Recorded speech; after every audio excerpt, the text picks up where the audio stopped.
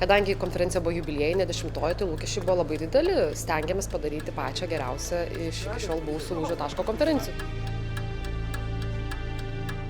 Kaip ir kiekvienais metais iš Lūžio taško sumet grįžti su gerom emocijom, pasisėmęs daug įkvėpimo iš pranešėjų ir pabendravęs betarpiškai su kolegoms tokiu dideliu ratu vienoje vietoje.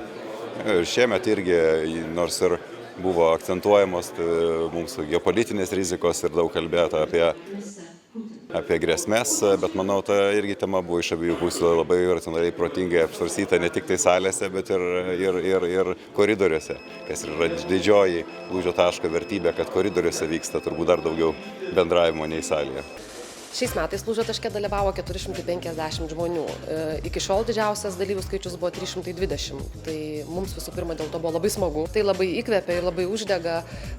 Aišku, ir atsakomybė padidėja, nes logistiškai tiek žmonių sustyguoti ir nukreipti, ir pamaitinti, ir palinksminti yra didelis iššūkis.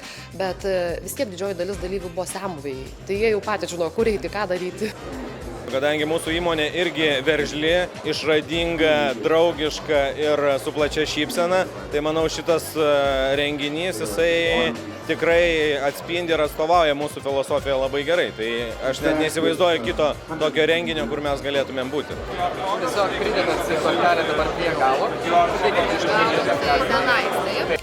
Mes jau remiam šitą konferenciją nuo beveik pradžios jos ir kiekvienais metais mes vienintelį daiktą, ką iš tikro darom kaip savo didžiojo marketingo dalį, tai yra dalyvaujam tiek remdami, tiek ir prisidėdami prie organizavimo šitos konferencijos. Čia susirenka mūsų klientai, susirenka mūsų partneriai, draugai ir mums tai yra didžiausia vertybė.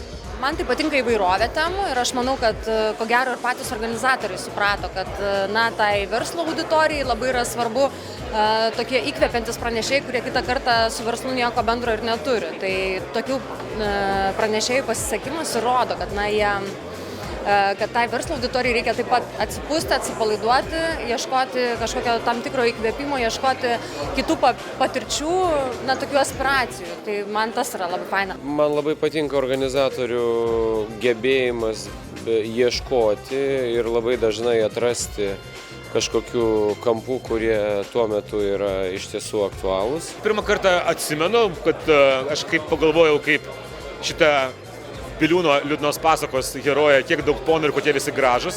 Tai vienas dalykas, antras dalykas, po to man kažkas pasakė, kad jeigu ant šito viešbučio užmestų kas nors bombą, tai labai pasikeistų visas Lietuvos BVP ir jo struktūra. O trečias dalykas, tai kad daug dalykų vyksta pačios konferencijos metu, bet dar daugiau dalykų vyksta jau after partyje.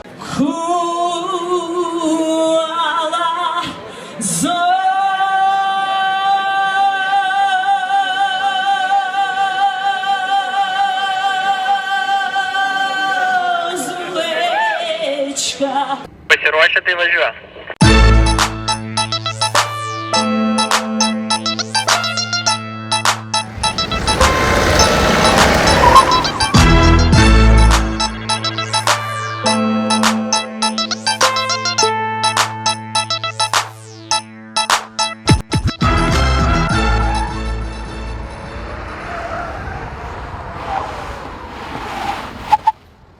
Linksmąją dalį pas mus jau daug metų kuria rėmėjai, mecenatai, kurie iš tiesų suka galvas ir labai stengiasi, kad pertraukos, vakarienės, vakarėliai būtų linksmi ir puikus, ir jie iš tiesų buvo tokie. Tai pirmasis indėlis yra tų, kurie sukuria tos dalykus, tai yra rėmėjų, o antras indėlis be jokios abejonės yra pačių dalyvių. Jie šiemet atsivežė tokią nuotaiką, tokį sprogstantį mišinį, kad manau, kad Palanga skambėjo, Palangos centras vakare ir ne tik vakare, girdėjau, kad iki ryto.